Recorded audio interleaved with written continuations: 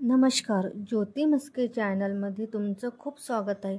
श्रावण महिन्यातल्या वेगवेगळ्या पूजा, त्यानंतर गौरी गणपती पूजन, दसरा आणि दिवाळी या सणासुदीच्या दिवसामध्ये आपल्याला पूजेसाठी लागणारे तांबे, पितळी भांडी नेहमीच लागतात।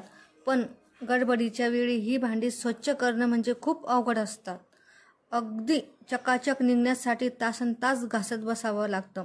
शिवाय पितांबरी किंवा केमिकल पावडरचा वापर करून आपले हात पण त्यांचा इफेक्ट होतो।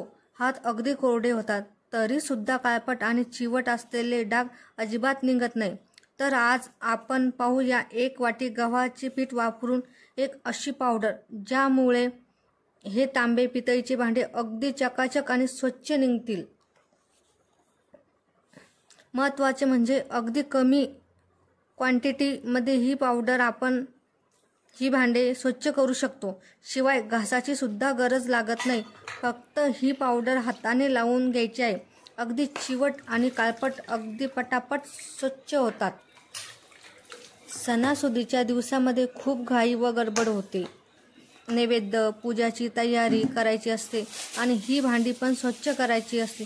पण ही अशी एक जादुई पावडर आहे, आपला वेळ पण वाचणार आहे। कोणतेही तांबे पितळीची भांडे असू दे किंवा घरची वापरायची असू दे, न घासता ही स्वच्छ आणि चकाचक निघतात। तुम्ही पाहू शकता या भांड्यावरती काळपट डाग शिवाय चकाचकी पूर्ण निघून गेलेली आहे। अगदी चिवट आणि काळपट डाग आहे जे खूप वेळा घासत बसावे लागतात। जी गव्हाची पिठाची पितांबरी म्हणू शकतो। एक बनवल्यानंतर 2 महिने स्टोर करू शकतो। आता ही पावडर वापरायची कशी? थोडासा हात ओला करून थोडी पावडर या भांड्यावरती लावून घ्यायची। जास्त घासत बसायची किंवा चोळून घ्यायची गरज नाही। आणि तुम्ही पाहू शकता अगदी थोडीशी पावडर घेतलेली आहे, यावरचे सगळे काळपट डाग नाहीसे झाले आहे।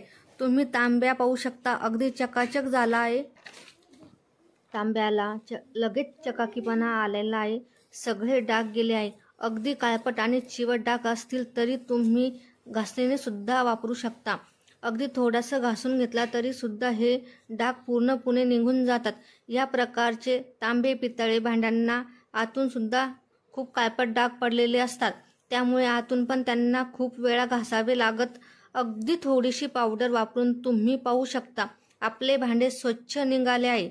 हे पहा, भांडे घासून झाल्यानंतर पाण्याने स्वच्छ धुवून घ्यायची आणि महत्त्वाचे म्हणजे लगेच एखाद्या स्वच्छ कपड्याने पूर्णपणे पुसून घ्यायची। सगळ्या बाजूने कोरडी व पुसून घ्यायची आणि थोड्या वेळ उन्हामध्ये ठेवली तरी चालते। यामुळे याच्यावरती पाण्याचे डाग पडत नाही आणि भांडे पण चकाचक दिसतात। तुम्ही पाहू शकता या जादुई पावडरमुळे आपले काम सोपे होणार आहे, वेळ सुद्धा खूप वाचणार आहे। आणि महत्त्वाची गोष्ट म्हणजे जी स्टीलची वायरची घासणी ती कधीही वापरायची नाही, त्यामुळे यावरती क्रॅच येऊ शकतात। तर तुम्ही पाहू शकता अगदी थोडीशी पावडर यूज केली आहे। ही पावडर कशी बनवायची आहे हे आपण पुढे पाहणार आहोत। ही पावडर कशी बनवायची आहे ते पाहू।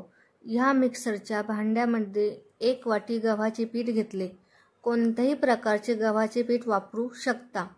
यामध्ये 1 छोटी वाटी मीठ घ्यायचं किंवा जर चमच्याने म्हटलं तर 4 चमचे मीठ घ्यायचं। त्यासोबत 1 वाटी डिटर्जंट पावडर किंवा 4 चमचे डिटर्जंट, 1 छोटी बेकिंग पावडर,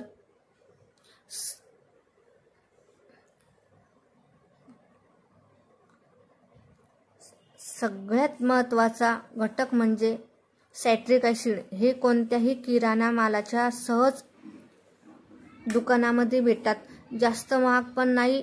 फक्त 2 वेळा मिक्सरला फिरवून घ्यायचं। जास्त बारीक अशी पावडर करायची नाही, फक्त मी हे 2 वेळा मिक्स करून घेतले आहे। थोडीशी दरदरा पावडर आहे, त्यामुळे घासायला पण सोपे जाते। कोणत्याही कंटेनरमध्ये स्टोअर ठेवू शकतो, 2 महिन्यासाठी वापरू शकतो। यामध्ये वापरले जाणारे साहित्य आपल्या सगळ्यांच्या घरी असतात। ही पावडर एकदा नक्की